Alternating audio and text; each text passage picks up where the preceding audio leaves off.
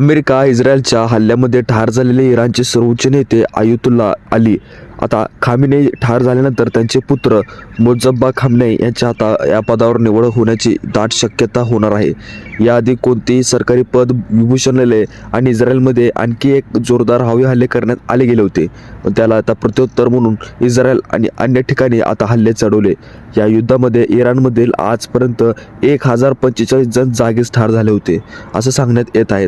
आयतुल्लाचे यांचे पुत्र Mojtaba Khamenei हे शनिवारी नंतर सार्वजनिक ठिकाणी वावरताना आढळून आले होते, नाहीतर त्यांना वडिलांनंतर त्यांच्या पदावर मोज्तबा यांची निवड करण्यात आली गेली होती. मात्र इराणमध्ये राजेशाहीप्रमाणे एक धर्मनिष्ठामध्ये सत्तातेही वंशवाळ आणि बोकाळलेले आहेत अशी भीती व्यक्त करण्यात आली गेली होती. पण मात्र या युद्धाच्या काळामध्ये मोज्तबा यांचे सर्वोच्च नेतेपदी निवड झाली असताना फारसा विरोध होण्याची शक्यता नाही. पत्नी झहरा आणि सर्वात प्रथम अमेरिका इस्रायलच्या हल्ल्यामध्ये ठार झालेले होते.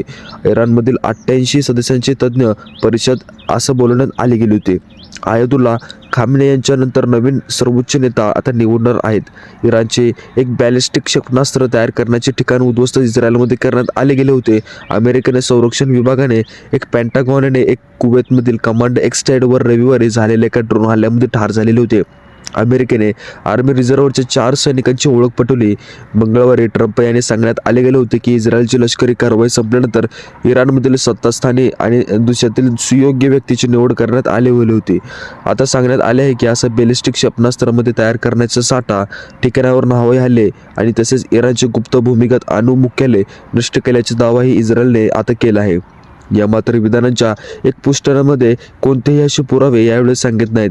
मात्र कोण आहेत मोज्तबा हे खामेनेईच्या यांच्या भूमिकामध्ये काही एक मोहम्मद खामेनेई यांच्यासारख्या मानले जात आहे. इराणचे पहिले सर्वोच्च नेते रुहोल्ला खामेनेई यांचे पुत्र होते.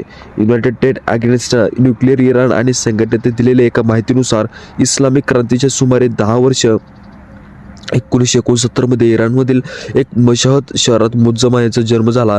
मोहम्मद रजा पहलवी यांचे पोलिसांनी आयतुल्लाचे अली खामेनेई यांना घरात घुसून मारहाण केली होती. या घटनेनंतर आठवणी आता यांचे बोलण्यात आले गेले होते. आता मनामध्ये घर करून राहिलेत. आता तेहरान आणि लेबननमध्ये मोठेही हल्ले झाले होते यावेळेला, कारण अमेरिकेने राष्ट्राध्यक्ष डोनाल्ड ट्रम्प यांनी सांगितलं होतं की इराणमधील युद्धामध्ये आतापर्यंत 800 लोकांचा मृत्यू झाला आहे. त्यातील काही लोकांमध्ये इराणमधील भावी नेतृत्व म्हणून पाहिले जात होते. युद्ध 4 ते 5 आठवडे किंवा त्याहून अधिक काळ चालण्याची शक्यता ट्रम्प याआधी व्यक्त केली होती. मंगळवारी तेहरानमध्ये तसेच लेबनॉनमध्ये देखील इस्रायलचे लेबनॉनमध्ये हिजबुल्ला विरुद्ध प्रतिहल्ले करण्याचे दावे करण्यात आले गेले होते. या दूतावासामध्ये UAE अमेरिकेचे वाणिज्य आणि दूतावासावर ड्रोन हल्ले करण्यात आले गेले होते. यावेळी इस्रायलमधील 11 जणांचा मृत्यू यावेळी झाला होता. इराणच्या सर्वोच्च न्यायालयाच्या नेत्यालाही ठार करण्यात आले गेले होते. जेरुसलेम म्हणजे इस्रायलचे नष्ट करण्याच्या हेतूने इराणने नव्या एक सर्वोच्च नेत्याच्या पावले यावेळी उचलले गेले होते. त्यांना जागीच ठार मारले जाईल असा इशारा इस्रायलचे संरक्षण मंत्री इस्रायलचे आता यांनी बुधवारी दिला होता. अमेरिकेने या इस्रायलमधील केलेल्या लष्करी कारवाईमध्ये आयतुल्ला अली खामेनेई ठार आले होते. मात्र देश नावा सर्वोच्च नेता निवडणार आहे.